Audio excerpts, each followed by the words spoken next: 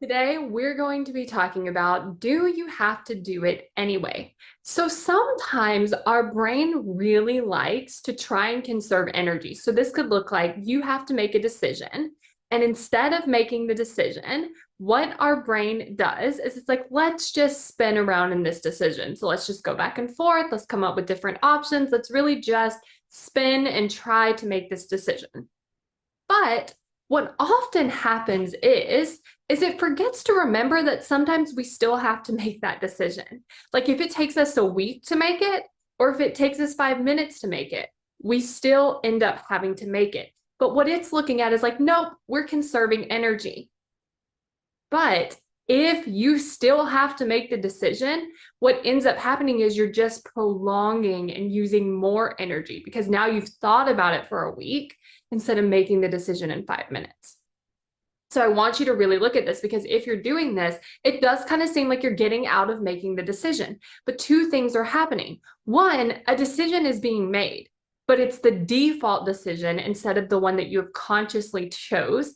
And then the second thing is you're spending all of this energy and time trying to decide instead of making the decision and using that energy to then implement the decision.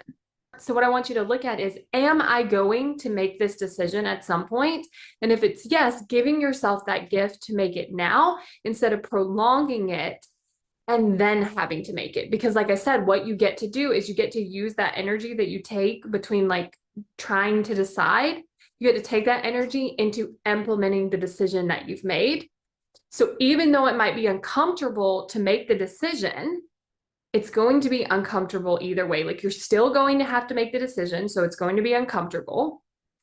And it's going to be uncomfortable to continue to do this thing where we just debate back and forth with ourselves about making the decision. Your brain always has a good reason as to why it's not taking action toward your goals. It actually wants to keep you alive, which means it has come up with these strategies to actually make that happen.